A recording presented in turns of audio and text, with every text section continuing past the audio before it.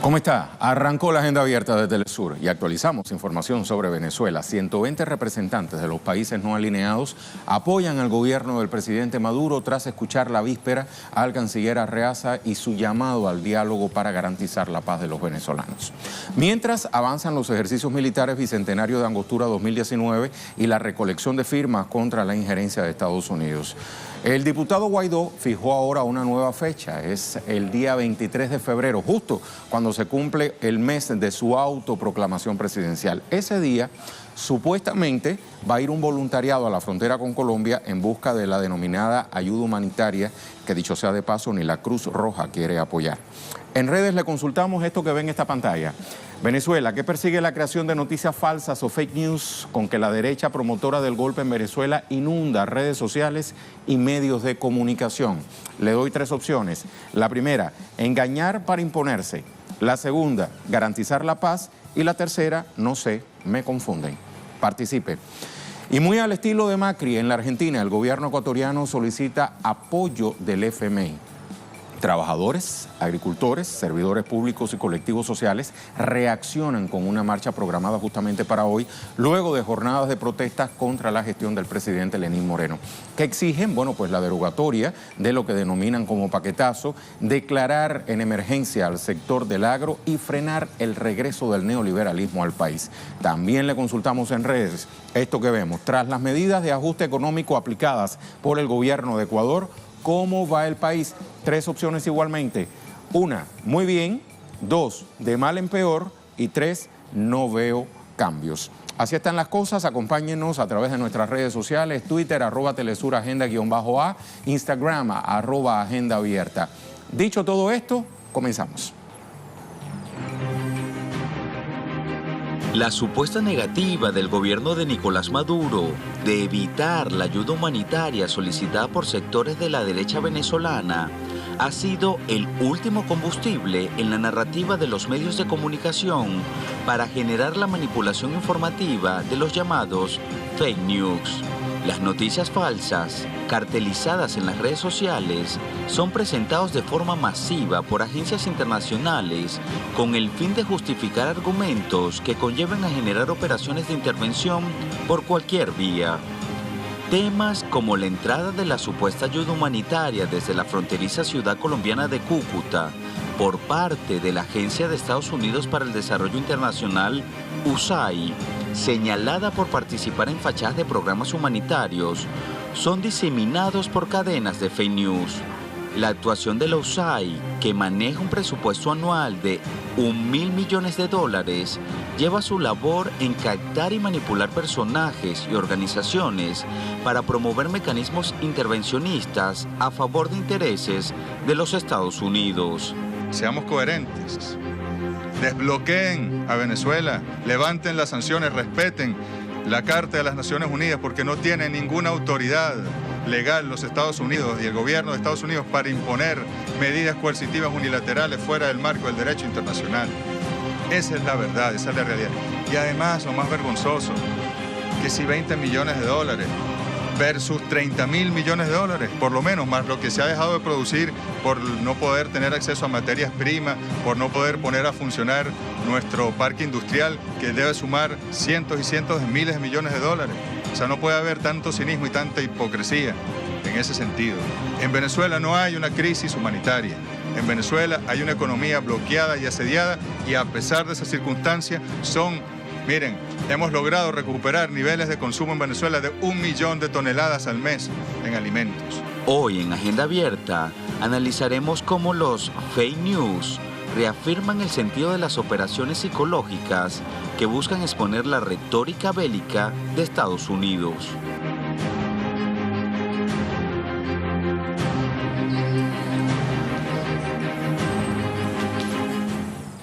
Comenzamos entonces a revisar portales. ¿Qué dice Sputnik? China desmiente las noticias falsas de los medios sobre Estados Unidos o de Estados Unidos, corrijo, sobre Venezuela. Ahí están las 2 preposiciones correctamente usadas. El 12 de febrero, el diario estadounidense The Wall Street Journal, citando supuestas fuentes informadas, afirmó que los diplomáticos chinos mantenían conversaciones en Washington con los emisarios del opositor venezolano Juan Guaidó sobre la deuda ante Beijing y los proyectos petroleros. Abro comillas, el periódico The Wall Street Journal publicó ayer ese material que en realidad es una noticia falsa, cierro comillas, así lo dijo la portavoz de la Cancillería china, Hua Chunying, y añadió: no sé qué objetivos persiguen, pero esperamos que los medios preparen sus publicaciones ateniéndose a los principios de la objetividad y la imparcialidad. Veamos otro. Hispan TV. Venezuela arremete contra Pompeo por sus fake news sobre Hezbollah. El secretario de Estado estadounidense, Mike Pompeo, afirmó el miércoles en una entrevista que en Venezuela existen células activas del movimiento de resistencia islámica del Líbano, Hezbollah, que pondrían en riesgo la seguridad de Estados Unidos. Bueno, el presidente de la Asamblea Nacional Constituyente de Venezuela, Diosdado Cabello, primer vicepresidente también del PSUV, rechazó las acusaciones de Pompeo diciendo que en Venezuela no está Hezbollah. Cabello también tildó: no puede haber dirigentes en el mundo con la responsabilidad que tiene ese señor Pompeo que sean capaces de mentirle al mundo de la manera en que lo hace. Sostuvo Cabello para luego advertir que pese a sus noticias falsas, son los gobernantes estadounidenses quienes sembraron, dijo, el grupo Takfiri, para decirlo mejor, Estado Islámico, Daesh, que es su sigla en árabe, en Siria, y son ellos los que han mantenido esas fuerzas terroristas. Cierro comillas citando a Diosdado Cabello. Ahora Telesur, que dice: sanciones de Estados Unidos perjudican directamente al pueblo venezolano. En reportajes publicados por BBC y por The New York Times destacan que las medidas contra el petróleo venezolano, más allá de afectar el crecimiento económico del país, podría empeorar la calidad de vida de millones de venezolanos. Así lo reseñó el medio británico en torno a las medidas económicas contra Venezuela que han justificado el discurso del presidente Nicolás Maduro al acusar a la Casa Blanca de inducir la crisis económica que atraviesa el país. En este sentido, el estudio publicado recientemente por el Centro Estratégico Latinoamericano de Geopolítica, el CELAC, revela que todas estas acciones imperialistas han alcanzado pérdidas de 350.000 millones de dólares en producción de bienes y servicios entre los años 2013 y 2017, lo que equivale, escuche bien, a entre 8.400 y 12.100 dólares por cada venezolano, o al Producto Interno Bruto aproximadamente de un año y medio. Así estamos entonces, revisando portales. Vamos a ver, por ejemplo, en el escenario internacional, las autoridades venezolanas siguen trabajando por la paz y el diálogo, así lo titula Últimas Noticias. Vamos a verlo a continuación. Arreaza denunció agresión de Estados Unidos en reunión con MNOAL. El ministro de Relaciones Exteriores, Jorge Arreaza, se reunió este martes con representantes de los 120 países miembros del movimiento de los no alineados en la ONU para hablar sobre Venezuela.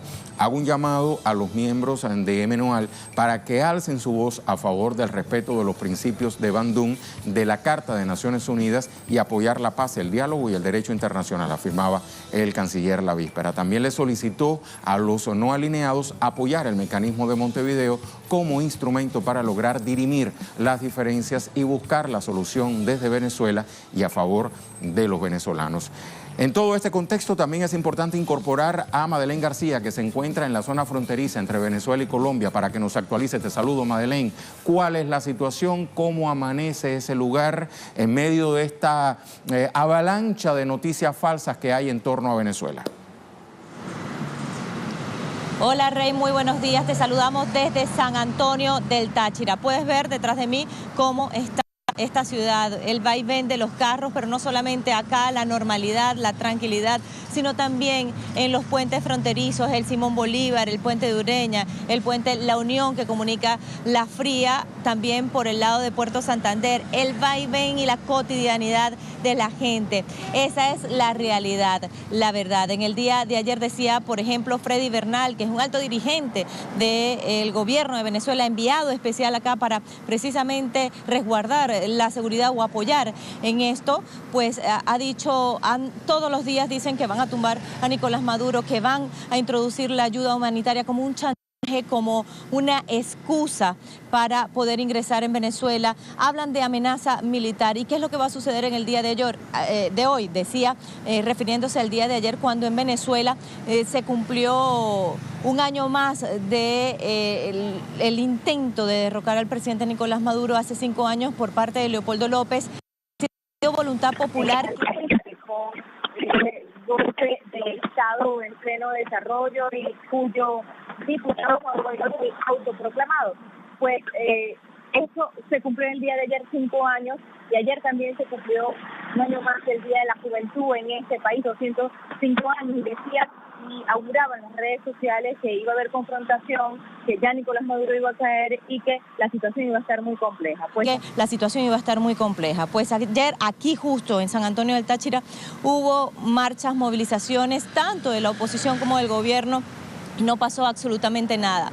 Cuando vimos las movilizaciones de la oposición, por sí misma la imagen ya tumba la matriz de opinión que aquí en Venezuela hay represión, que hay una dictadura, porque ellos pudieron marchar por estas mismas calles y hubo una concentración en el puente internacional Las Tienditas del gobierno de Venezuela, que mantiene allí con los movimientos sociales una vigilia permanente, y que ayer en la noche fue reforzada esa seguridad en el puente, precisamente porque ha sido el escenario de la guerra del lado de Colombia y de la paz del lado de Venezuela. Vimos a las milicias bolivarianas, a la Fuerza Armada allí en el puente diciendo: nosotros estamos con la Constitución y nosotros estamos preparándonos para la guerra, pero para defender la paz, y aquí estamos firmando esa carta del gobierno de Venezuela para el pueblo estadounidense y precisamente evitar a toda costa eso. Pero además ese puente, Rey, quiero decirte que no ha sido inaugurado, nunca ha sido abierto por parte de los dos gobiernos, que fue construido además con dinero venezolano, y este puente tiene en el medio pues una cerca que fue levantada en principio por el gobierno de Colombia. Allí ese fue el primer obstáculo, y luego el primer fake news precisamente, Rey, fue decir que el gobierno venezolano trancó el paso para no dejar pasar la ayuda humanitaria. Eso es completamente falso. Y otro dato que te tengo que decir es que no llegó, por ejemplo, ningún avión de Estados Unidos, así como lo mostraron, con ayuda humanitaria. No, todos los productos comprados para esa supuesta ayuda humanitaria no los han confirmado.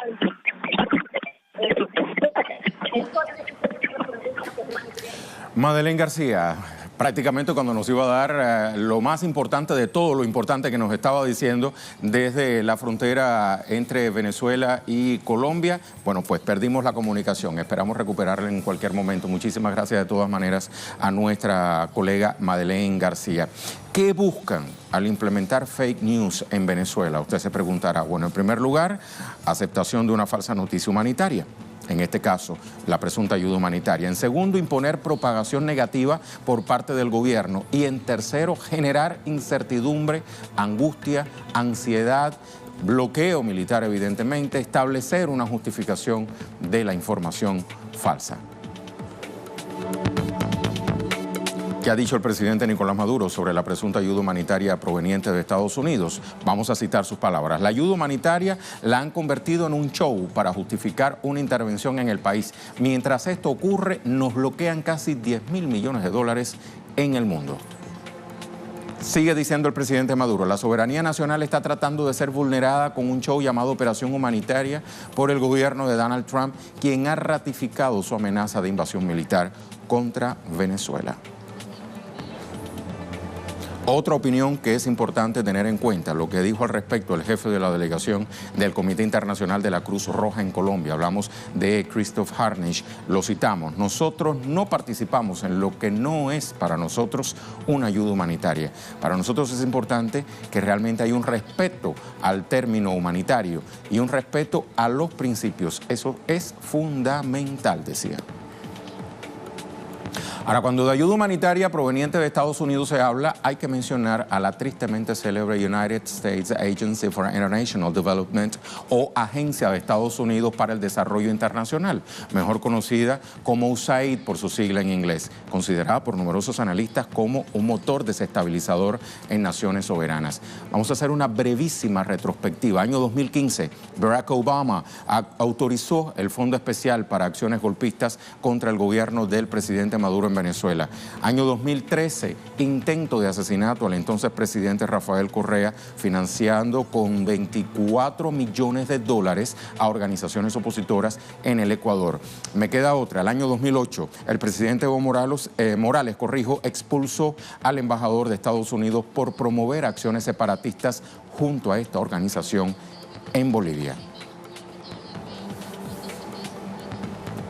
Sobre la base de todos estos datos que le acabo de poner sobre la mesa, vamos al análisis con el politólogo Walter Ortiz, articulista del periódico venezolano Correo del Orinoco. ¿Cómo está? ¿Cómo está, Rey? Muy bien, muchísimas gracias, Walter. Bueno, ya ves que el tema hoy en agenda son las fake news, las noticias falsas. Veíamos lo que nos explicaba Madeleine García desde el lugar de la información, ¿no? Una zona que pudiéramos catalogar como fuente generadora de noticias falsas por parte de medios muy influyentes en el mundo y redes sociales. Sí, bueno, correcto. Lo que tenemos enfrente es el desarrollo de toda una agenda de comunicación política, de aparatos comunicacionales, para tratar de justificar todo el proceso de agresión que ya escala a la posibilidad real de una intervención militar en contra de Venezuela. Digamos, ese proceso se ha venido sosteniendo durante estos 20 años de proceso político venezolano, pero ahora vemos un desarrollo mucho más profundo, mucho más sistemático de justificación de acciones parecidas a todo el protocolo que se aplicó para el caso Irak, a todo el protocolo que se aplicó para el caso Libia, con las diferencias de los contextos, los momentos, los tiempos, los territorios, y también en función sobre todo del ejercicio claro, unilateral, monroísta por parte del gobierno de los Estados Unidos de una acción directa en contra de Venezuela.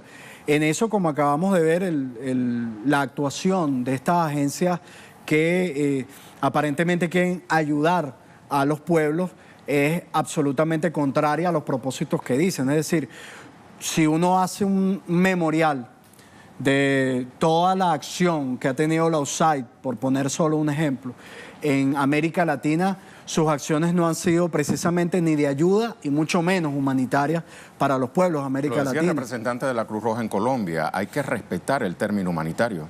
Sí, correcto. Es que de hecho, Rey, yo quiero retomar algo que decía el mismo presidente de los Estados Unidos mexicanos, Andrés Manuel López Obrador, cuando hablaba del término ayuda humanitaria. Es que cuando nosotros vemos la aldea global, que es lo que está de modé, pues, cuando vemos la aldea global, nosotros nos damos cuenta que si vamos a hablar del término de ayuda humanitaria es que en todo el planeta nosotros tendríamos que desarrollar una agenda de ayuda humanitaria, por ejemplo, basada en la Agenda 2030 de los Objetivos de las Naciones Unidas. De ahí salta una pregunta que quizás muchas personas pudieran estarse imaginando en este minuto. ¿Por qué justamente viene de Estados Unidos la ayuda humanitaria? Es que precisamente ahí es donde viene el tema, Rey. Y yo creo que ahí viene precisamente la crítica del presidente de México.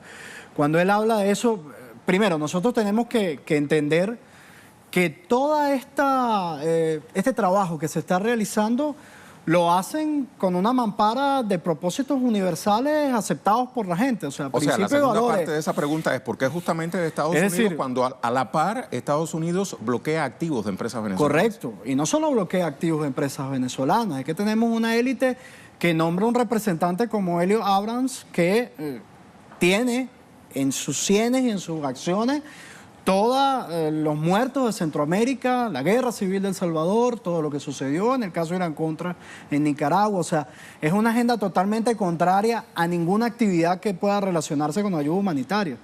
Pero es que aparte de eso, Rey, tienes una élite política de los Estados Unidos que en este momento, en el siglo XXI del planeta, está tratando de construir un muro para cerrarle las puertas a los seres humanos que de Centroamérica por millones tratan de buscar algún tipo de alivio a su situación porque el modelo que impera en el planeta, que es el capitalismo, está dañando su tierra, está dañando su mundo. Línea de pensamiento. Para los centroamericanos que llegan hasta la frontera sur de Estados Unidos no hay ayuda humanitaria. No hay ayuda humanitaria, porque finalmente poco importa el ser humano, como poco importa las situaciones complejas que en materia de alimentos o medicinas podemos estar sufriendo los venezolanos o podemos estar surfeando los venezolanos finalmente.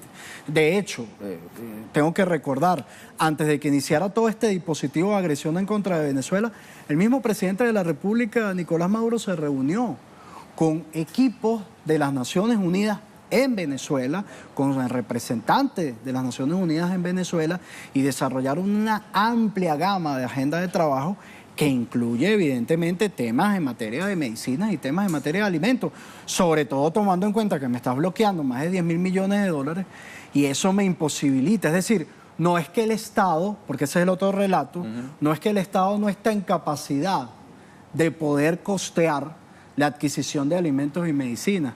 Es que tú me estás quitando la posibilidad de hacerlo y además me estás poniendo una pistola en la cabeza porque me estás diciendo tú te vas o yo te quito. Ese es el relato que se está construyendo. Y finalmente me estás obligando a aceptar presunta ayuda humanitaria. Correcto. Y finalmente ese ejercicio unilateral por parte del gobierno de los Estados Unidos viene claramente en función de sus intereses nacionales. Es decir, poco les interesa y poco les importa el bienestar general de los venezolanos. Lo único que les interesa es la gran riqueza petrolera que existe en Venezuela. Es decir, cuando aquí se acabe el petróleo explotado en todas las partes del mundo, todavía Venezuela va a tener petróleo para darle al resto del planeta. Y las grandísimas reservas de oro que ya certificadamente tiene la República Bolivariana de Venezuela. Esa es la realidad detrás de toda esta construcción de comunicación muy bien realizada, muy bien planificada, hay que decirlo. Es una realidad que, sin embargo, varios ciudadanos en Venezuela, liderados por sectores de oposición, dicen que es mentira. Claro, es que evidentemente todo esto camina al unísono, digamos. Es como el tema de la democracia, es como el tema del Estado fallido. O sea, hay un conjunto de razones. El tan vilipendiado término de la democracia, ¿no? Exactamente. Y tú lo ves el día de ayer, el mismo día 23 de enero, con toda esta aventura, esta locura que se está lanzando la oposición, cómo se desarrollaron de manera pacífica eventos en paralelo, movilizaciones en paralelo, independientemente del grado, si fue masiva, si fue pequeña, como fuera, las expresiones del pueblo venezolano, de la comunidad política venezolana, son de una amplia democracia. O sea, es decir, están manifestándose pacíficamente e incluso si tú lanzas una encuesta a la calle y consultas a la gente, ellos están en su gran mayoría buscando soluciones pacíficas y constructivas a los grandes desafíos que tenemos los venezolanos. Eso rompe totalmente con esta narrativa que pretende entronizar una ayuda, te repito, que no es ni ayuda ni es humanitaria, que es la mampara para generar una intervención violenta en contra de Venezuela. Y por eso es que el gobierno venezolano, y por eso es que las instituciones del Estado venezolano se han negado a ella, porque no cumple, además, no cumple ni con los protocolos para una ayuda de este tipo. Lo acabamos de ver de la Cruz Roja Internacional, y tampoco se cumple con los protocolos nacionales, es decir, no hay manera de certificar absolutamente nada que venga de allí. Sea bueno, sea malo, sea lo que sea, no hay manera de certificarlo. Entonces no se puede aceptar porque finalmente, lejos de generar algún alivio o generar algún apoyo, generar alguna ayuda, lo que puede es incrementar problemas. Y en función de esto, además, irrespeta la soberanía de un Estado.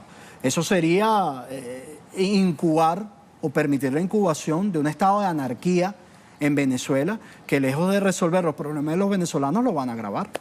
Walter, hay ahora una nueva fecha, la proclama el autoproclamado presidente interino Juan Guaidó, y es el 23, el día en que se va a cumplir el mes de su autoproclamación. Presuntamente ese día va a ir un voluntariado de venezolanos a la frontera con Colombia a retirar esa presunta ayuda humanitaria que proviene de Estados Unidos. La pregunta, ¿será otro fake news? Mira, probablemente. Yo creo que, yo te digo algo, Rey, yo particularmente creo que todas estas postergaciones de fechas tienen que ver con dos cosas muy claras. Primero, se les atraviesa en el medio a quienes están desarrollando este plan la misma Constitución. Y en segundo lugar, creo que el plan 1A del gobierno de los Estados Unidos era buscar un golpe militar clásico estilo Pinochet en Venezuela. No han roto el núcleo nacional de la Fuerza Armada Nacional Bolivariana, y en la misma medida en la cual vemos declaraciones altisonantes, fuera de toda lógica política, de los personeros del gobierno de los Estados Unidos, quienes finalmente están ejerciendo directamente la oposición en Venezuela, creo que eso es lo que va a nuclear más al poder de fuego de la nación en función de la defensa nacional. Creo que por eso es que ellos están postergando fechas. Hay que ver, evidentemente... Incluso se utilizan frases que son como reiterativas, ¿no? Tal día sí, tal día es decisivo, tal día se va a terminar todo, sí. Tal día vamos a salir de, no sé, de esta de esta penosa enfermedad que hace 20 años nos afecta? Yo creo que han subestimado mucho la capacidad del Estado venezolano para reaccionar y del propio pueblo venezolano para reaccionar ante este tipo de cosas.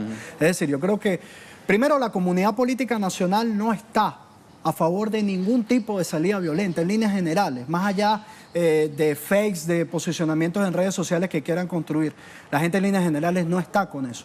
Y en segundo lugar, te repito, el Estado, el núcleo del Estado y la Fuerza Armada Nacional Bolivariana, al ver, al observar nada más todo este tinglado que está montando el gobierno de los Estados Unidos, donde pretende chantajearte, amenazarte con que te va a invadir si tú no haces lo que a él le dé la gana, violando abiertamente la Constitución, como si el sistema político de un país fuera como una plastilina que se manosea en función de los intereses de un tercero. Yo creo que ellos subestimaron todo esto. Y entonces no le queda de otra sino seguir postergando mientras van desarrollando otras acciones internacionales, como por ejemplo lo que están intentando en el Consejo de Seguridad de la ONU. Es decir, a la par, exacto, a la par hay un póker, porque el gobierno de los Estados Unidos tiene un póker de opciones para Venezuela, y no porque lo diga yo, lo dijo el propio presidente de los Estados Unidos. Y en ese contexto de la manifestación del presidente de Estados Unidos, ese póker que acabas de definir, Walter, está lo que día a día está aconteciendo en las calles y plazas de Venezuela. Se me ocurren dos escenarios. El primero, avanzan los ejercicios estratégicos Bicentenario 2019, Bicentenario de Angostura, con una alta participación de la Fuerza Armada Nacional Bolivariana, eso es innegable. Y en segundo lugar, la recolección de firmas.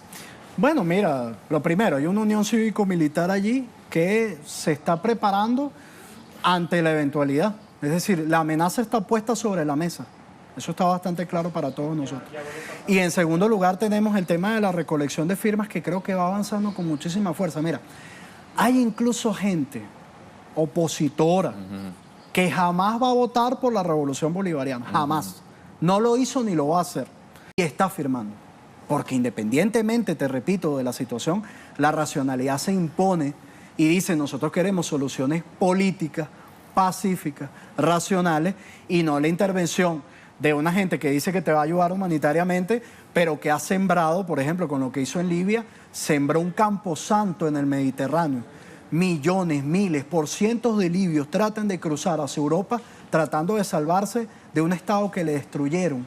Y lo que tienen es un camposanto en el Mediterráneo y campos de concentración en Europa. Nadie ve eso y nadie mira eso. Y eso, cuando se desarrolló todo ese plan en contra de Libia, se hizo bajo valores y principios muy bellos y muy hermosos. Ayuda humanitaria, libertad, democracia, etcétera, etcétera. Y al final todo eso terminó siendo un gran fake. Al final todo eso terminó siendo un gran fake, y lo que tenemos son casi 700.000 civiles muertos en Libia, y siguen contándose por miles los que tratan de huir, bueno, de un estado totalmente destruido. Ahora, yo insisto, ¿por qué si ese escenario es palpable? ¿Por qué si ese escenario es visible? ¿Por qué si los medios de comunicación, no solamente Telesur, al que muchos sectores de oposición, tildan de mentiroso, de sesgado, y vaya usted a saber cuántas cosas más, sino otros medios internacionales, digamos, más confiables para ellos, han ilustrado esa destrucción que hay en Libia, ese escenario de destrucción que incluso se observa en Siria, y que fueron víctimas de los fake news que hoy están incidiendo sobre Venezuela? ¿Por qué esos sectores de oposición, por qué esos seguidores de la oposición en Venezuela insisten en decir que eso no va a pasar aquí? Mira, yo creo que es por el desconocimiento. Es que en líneas generales también hay que entender una cosa, Rey. En América Latina, en líneas generales, el único gran conflicto armado que quedaba, y que lamentablemente pareciera que va a seguir, porque la voluntad de la oligarquía colombiana es dañar todos los acuerdos de paz, era el que tenemos en Colombia. Venezuela no ha vivido, y América Latina en líneas generales no ha vivido una guerra del tamaño de lo que vimos en Siria, en Libia, en Irak o del Medio Oriente. Lo cual no quiere decir que no pueda ocurrir. Lo cual no quiere decir no solo que no pueda ocurrir, sino que en la eventualidad que suceda va a ocurrir. ¿Por qué? Porque si tú geopolíticamente lanzas el mapa de Venezuela, te das cuenta de las fronteras que tiene. Por ejemplo, no lo digo yo, lo dice la Organización Internacional de Migraciones. Una de las fronteras más vivas del mundo es la frontera que tenemos con Colombia y con Brasil. Son de las fronteras más vivas del mundo. Geopolíticamente tenemos a la cuenca caribeña. O sea, es decir, cualquiera que entre aquí Y eso lo saben los estrategas militares de los Estados Unidos y lo sabe cualquier estudioso en materia militar. Sabe que va a entrar en un terreno que va a afectar geopolíticamente a toda América Latina. Y tendrá que ser un desarrollo muy cruento y muy violento de guerra para poder controlar siquiera territorios, para poder extraer petróleo, que es finalmente lo que tú quieres hacer. Entonces, yo creo que hay que sembrar mucha conciencia, por lo que tú dices, en el sentido de ejemplificar lo que puede suceder. Hay gente que habla de Panamá. El mundo que vivimos en el escenario de Panamá en el 89 no es ni parecido al que vivimos ahora.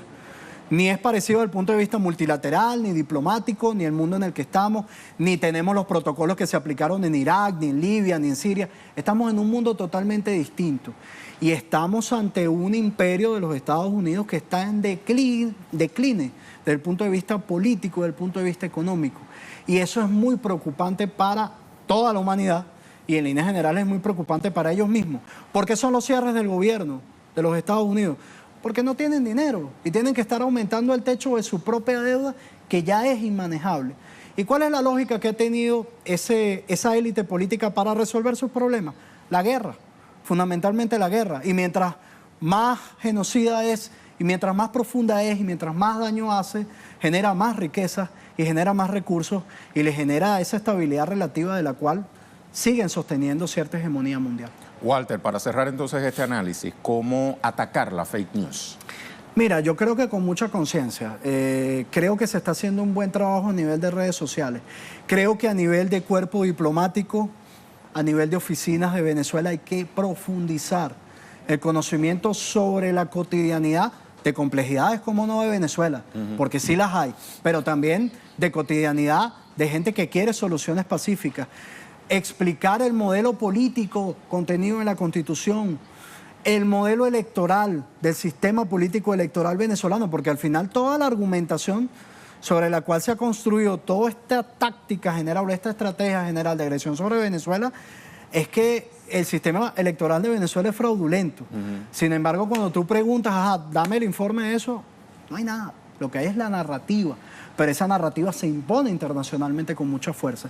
Y sobre todo seguir en la movilización, o sea, la movilización para la firma, para llevar eso a Washington. Las movilizaciones internacionales a favor de la paz en Venezuela son muy importantes y también, evidentemente, la movilización cívico-militar a la hora de la defensa de la nación. Yo creo que todo ese póker de opciones tiene que seguir avanzando porque al final eso va a terminar derrotando esta locura, que yo creo que poco a poco se va derrotando.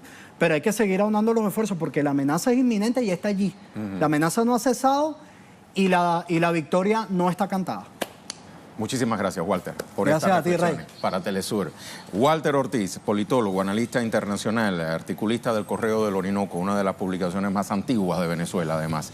Vamos a recordarle que tenemos posicionada en redes una pregunta que es la siguiente: ¿qué persigue la creación de noticias falsas o fake news con que la derecha promotora del golpe en Venezuela inunda redes sociales y medios de comunicación?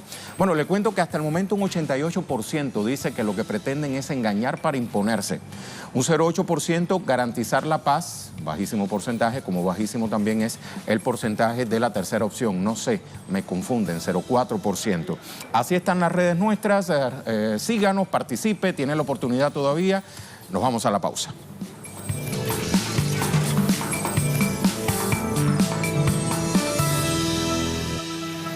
Deportes en la agenda abierta con Fernando el Yuki Núñez. Hoy viene sobre ruedas. Hoy vengo sobre dos ruedas, es importante decirlo. Justamente vamos a hablar de ciclismo, Rey, y de Colombia, de nuestra región, porque hay acciones del Tour de Colombia 2.1. Excelente, adelante. Vamos justamente con esta información, abrimos con este ciclismo y vamos a repasar informaciones de este Tour Colombia 2.1, y es que precisamente este martes se disputó la primera etapa y ya uno de los pedalistas locales tuvo allí gloria. Hablamos del colombiano Rigoberto Urán, quien se posicionó como líder de la justa. Urán, junto a su equipo, el Educación Primero, dominó la contrarreloj por equipos con un crono final de 15 minutos y 5 segundos, relegando al segundo puesto a la escuadra Quick Step, en este caso a quien le sacó 8 segundos de diferencia en un evento desarrollado en la ciudad colombiana de Medellín, capital de Antioquia. Cerró el podio en la tercera plaza el Sky Team y el equipo del cielo, precisamente como se le conoce, el equipo del británico Chris Froome, 4 veces campeón del Tour de Francia, quien concluyó a 9 segundos de Rigoberto Urán.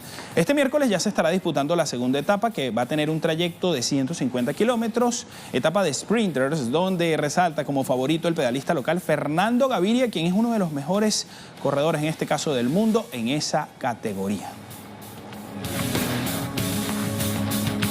En noticias del balompié vamos a hablar de la Liga de Campeones de Europa. En los octavos de final ya comenzaron con un duelo muy trepidante en donde el Paris Saint-Germain francés se llevó la victoria 2-0 ante Manchester United gracias al argentino Ángel Di María en un plan estelar. Los parisinos aterrizaron en Manchester con la incertidumbre de afrontar el partido de ida de estos octavos de final con bajas sensibles, la de los sudamericanos Neymar Jr. y la de Edinson Cavani en el ataque. Pero el buen planteamiento del técnico Thomas Tuchel llevó al campeón de Francia a conseguir esta importante victoria. El argentino Di María volvió a lo que fue su casa con una soberbia actuación gracias a 2 asistencias, una para el gol de Kimpembe y en el minuto 53 y luego para sentenciar las acciones con el gran pase a Kylian Mbappé, quien anotó 2-0 en el minuto 60. Finalmente, el partido de vuelta se estará disputando el 6 de marzo en el Parque de los Príncipes. Más acción de Champions League. En el otro partido de la jornada, la Roma hizo respetar la localía y se llevó esta importante victoria 2-1 ante el Porto luso. Pero más allá del resultado, fue la increíble labor del mediocampista de 19 años, Nicolo Zaniolo, que hay que destacarla. Firmó un histórico doblete en su estreno en la máxima competición europea a nivel de clubes. El italiano agitó las redes al minuto 70 y luego lo haría al 76 para completar su noche mágica, además de convertirse en el 14º jugador menor de 20 años de edad con 2 o más goles en un partido de Champions. Por su parte, Adrián descontó por los portugueses en el 78. Finalmente, el choque de vuelta se efectuará el 6 de marzo en el estadio do Dragao, en Portugal. También vamos a repasar la próxima jornada del día de hoy. Allí vemos justamente la jornada de este miércoles. El Tottenham Hotspur inglés estará midiendo al Borussia Dortmund. Eso va a ser a las 4 de la tarde, en este caso hora de Caracas, estadio de Wembley. Y el Ajax estará enfrentando al Real Madrid.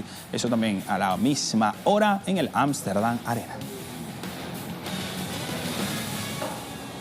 Y en otras informaciones, los organizadores de los Juegos Olímpicos de Tokio 2020 anunciaron que marchan al ritmo previsto con las construcciones de los estadios que albergarán el máximo evento multideportivo universal. Señalaron que esperan tenerlas culminadas para finales del 2019. Además, hicieron los ajustes necesarios para colocarse al día tras algunos retrasos generados. Además, también resaltaron avances de la construcción del nuevo estadio olímpico, que va a ser inaugurado el 24 de julio de 2020. El levantamiento de la obra, que había comenzado en 2016 y que se encuentra adelantada en un 40%. Este recinto va a contar con la capacidad para 68.000 espectadores, ampliable a 80.000 con gradas supletorias. Además, el Coliseo, bautizado oficialmente como el nuevo Estadio Olímpico, será la sede central del mismo y se ubica justamente en el mismo sitio donde estuvo el demolido Estadio Nacional, que acogió los Juegos Olímpicos de Tokio 1964. Ahí vemos informaciones, Rey. Obviamente también a las 11 de la mañana tendremos más actualidad. Hay que acotar algo importante, Rey. Muchas personas le dicen las Olimpiadas a este evento multidisciplinario. Realmente son los Juegos Olímpicos. Y son los Juegos Olímpicos. Según los griegos, Olimpiadas es el periodo que media entre un juego y otro. Exactamente. Los Juegos Olímpicos ya comienza con los Juegos modernos, precisamente luego de los primeros Juegos que se efectuaron en París. Pierre de Coubertin. Así mismo. Es importante aclarárselo también a la gente que nos sintoniza. Muchísimas gracias, Fer, por esa aclaración. Mira, ¿cómo es eso que el coordinador dice que tú eres el mío? Bueno, es de confraternidad, hermano. Ok, bueno. Sí, somos de todo, somos compañeros. Bueno, bien, son panas, como se dice somos aquí en Venezuela. Somos panas. Aquí en Muy la bien. vuelta, aquí el compañero Genial. coordinador. Vamos al tema 2. Organizaciones sociales, campesinos, estudiantes y trabajadores de varios sectores empiezan hoy un paro nacional en Ecuador contra el paquetazo del presidente Lenín Moreno. La medida de fuerza busca además el fin de las privatizaciones y la declaración de situación de emergencia para la pequeña y media producción del sector agrícola. Un paro nacional indefinido contra este gobierno neoliberal.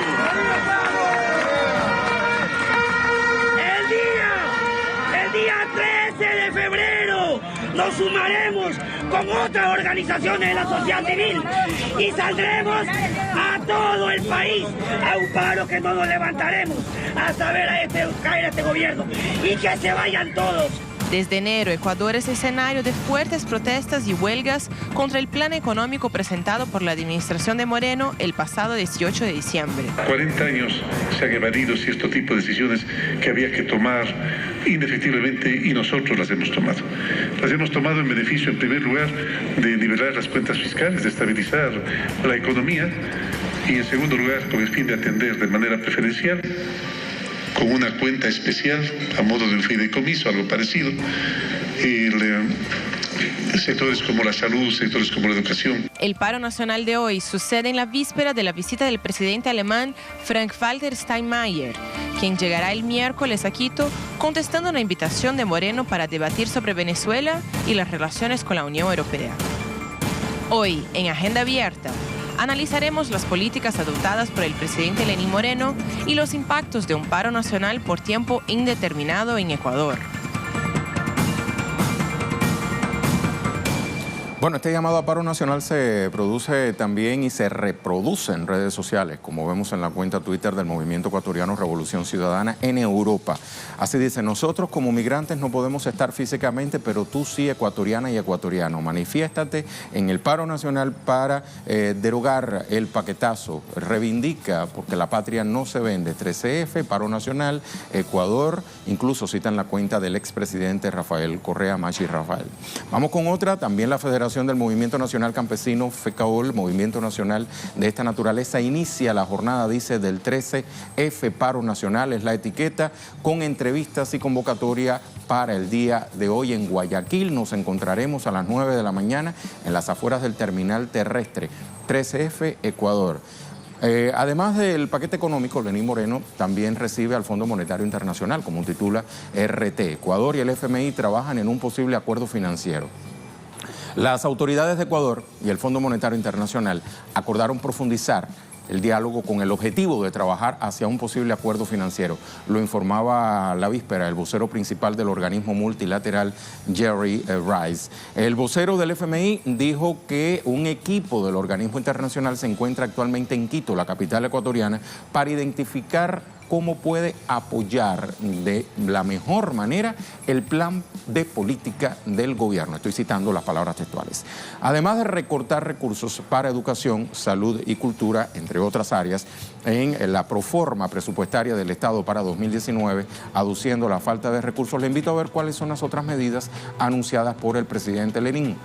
El plan económico que contempla, bueno, fortalece la dolarización, contiene evasión de capitales, implementa dinero electrónico, pero no todo se queda ahí. También contempla la privatización del Instituto Ecuatoriano de Seguridad Social, la eliminación de 25.000 puestos de trabajo en el servicio público, la disminución de entre 26 y 900 dólares del sueldo en contratos provisionales con el Estado. Avanzamos, el alza del 25% en el precio del combustible, el fin de los subsidios, la liberación de importación de diésel en la industria, propone incluso aumentar la edad mínima para la jubilación, así como el incremento del uso de semillas transgénicas. Esto último realmente alarmante. Hay una encuesta que habla de la evaluación del gobierno del presidente Lenín Moreno. 31.1% aprueba el gobierno de Moreno, el 61.7% no lo aprueba y un 7.2% no contesta ni para un lado, quiero decir, ni para el otro. El 31.1% cree en su palabra. El 59.9% no cree en la palabra del presidente. El 63.4% dice que el país va por un mal camino. El 23.6% dice que el país va por buen camino. Ve aquí el contraste. El 26.1% dice que el mayor problema es el desempleo y el subempleo, mientras que el 24.4% habla de problemas económicos. Un 14% dice que el mayor problema es la corrupción y el 10% habla de inseguridad y violencia. 40.1% dice que el panorama va a empeorar, el 31.5% que permanecerá igual y el 21.5% que irá a mejorar. Estos son datos de perdón por la reiteración, Sedatos, la agencia que se encargó de encuestar a la población ecuatoriana para obtener estas cifras.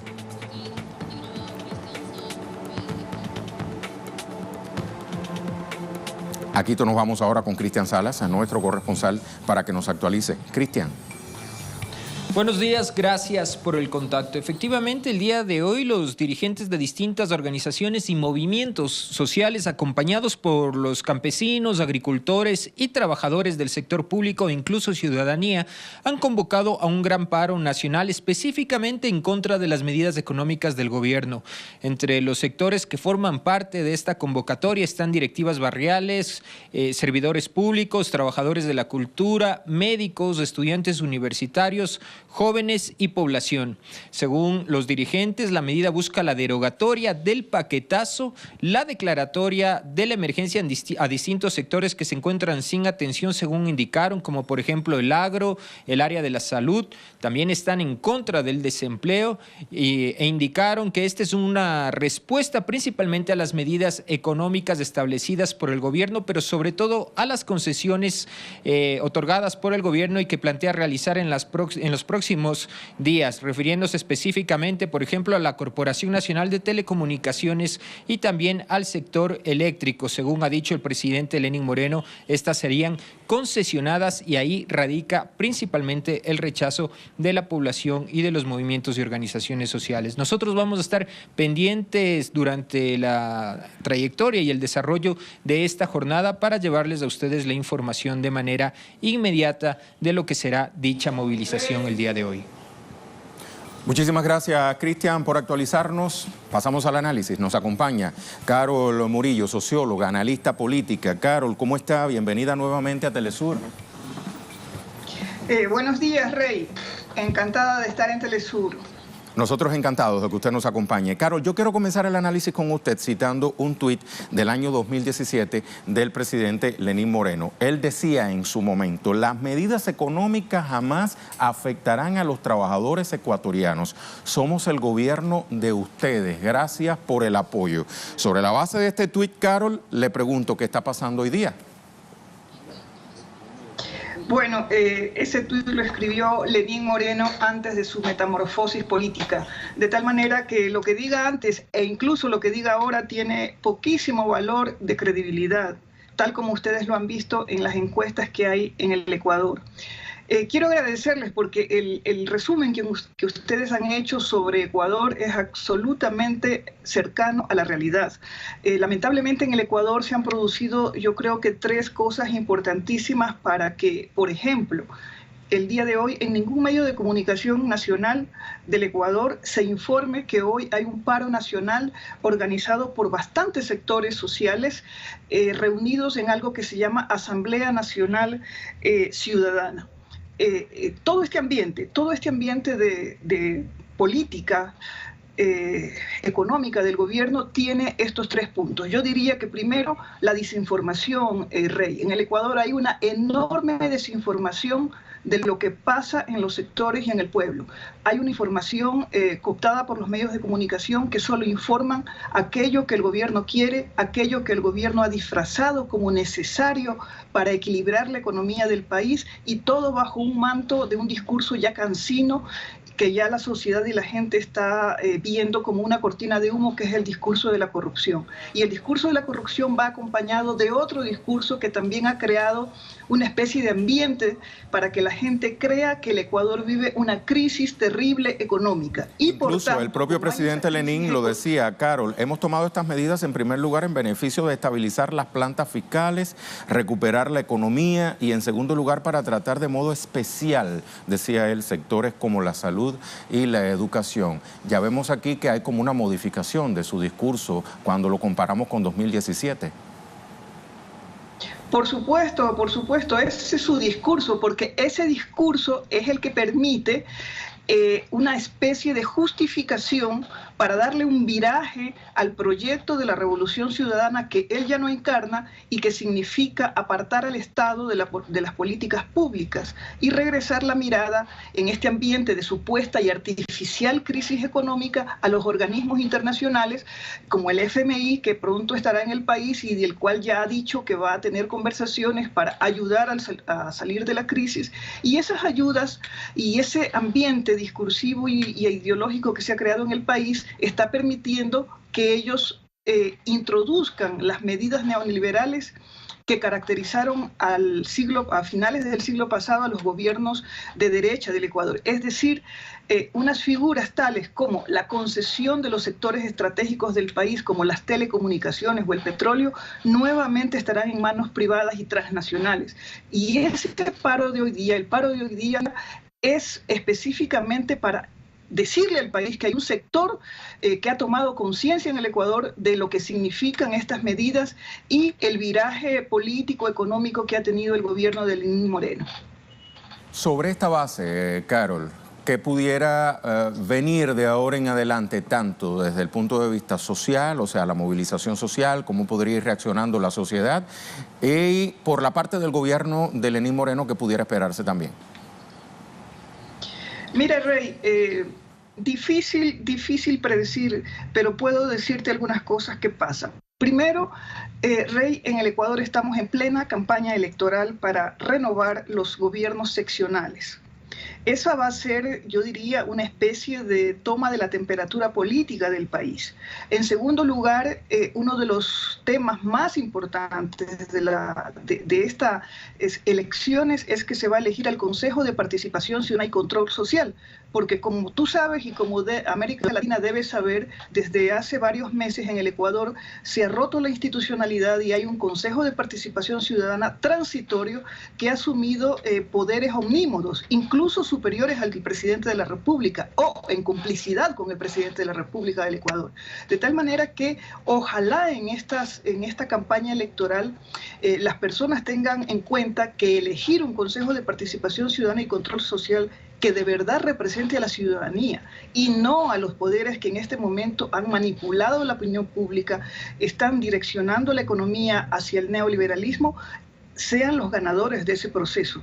Pero mientras tanto, lo que queda es lo que está pasando en este momento, que la gente que no está alineada, los sectores sociales, políticos, ciudadanos, que no están alineados al gobierno, porque debe saber que hay varios sectores divididos de los sectores indígenas, de los sectores sindicales, están apoyando al gobierno, en una clarísima contradicción con los postulados de izquierda que han tenido esos movimientos históricamente en el país. Sin embargo, hay otros sectores como los que están reunidos en la Asamblea Nacional Ciudadana que están evidenciando ante el país y ante la comunidad internacional que el Ecuador está viviendo el inicio de las privatizaciones, el inicio de acurrucar, arrinconar, al Estado ecuatoriano en pro de que las empresas públicas, que además pertenecen, te repito, a los sectores estratégicos, sean tomadas por sectores privados transnacionales. De tal manera que en este momento lo que queda es seguir reaccionando, seguir protestando,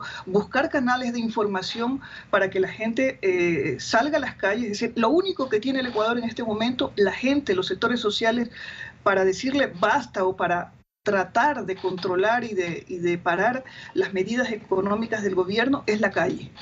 Carol, 1.000.000 de gracias por este tiempo para Telesur. Gracias a ustedes.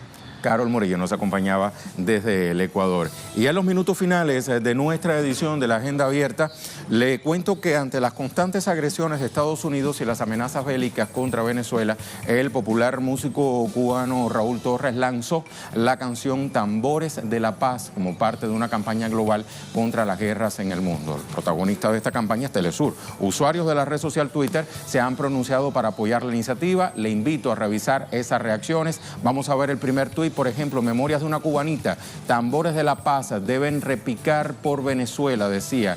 Desde todas las partes se unirán voces diciendo no a la guerra y no a las amenazas contra el pueblo bolivariano de Venezuela. Ahí hay varias etiquetas. Una segunda reacción que tenemos por acá, la vamos a revisar. Aparte de Memorias de una Cubanita, tenemos esta de Dora. Buenos y bendecido día. 13 de febrero, el Imperio y sus lacayos, entiéndase, lamebotas, han hecho lo posible y lo imposible por destruir la revolución, y cada paso que dan en contra es una victoria para nosotros y nosotras, camaradas. La conciencia es nuestra mejor arma. Vea las fotografías, además, el típico tambor venezolano que suena en muchas calles de Caracas, también Higuerote, ¿verdad, coordinador? ¿Ah? Perfecto, ahí está. Bueno, Mauricio Figueiral, director audiovisual de Tambores de la Paz, habló sobre esta iniciativa por la paz en los pueblos del mundo. Vamos a escucharlo. Pues es una iniciativa también de Telesur, es una iniciativa del canal que intenta promover campañas tan interesantes como esta, a la que me voy a sumar de inmediato para cantar, hacerle coro a voces y con todo el mestizaje tan lindo que nos caracteriza, para sumarnos a este canto a favor de la paz, a favor del progreso que tanto está necesitando nuestras familias y nuestro corazón.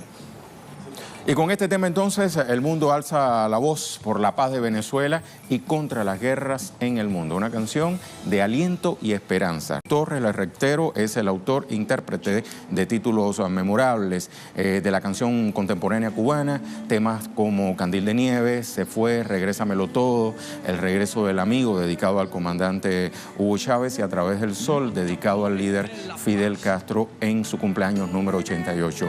Con Tambores por la Paz nos vamos hoy en la Agenda Abierta. Que lo disfruten.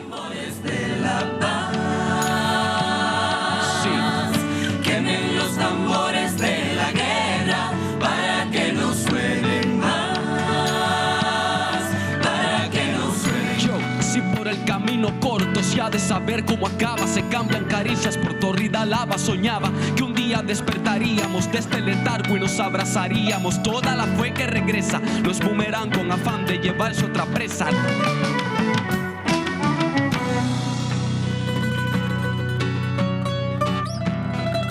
Yeah.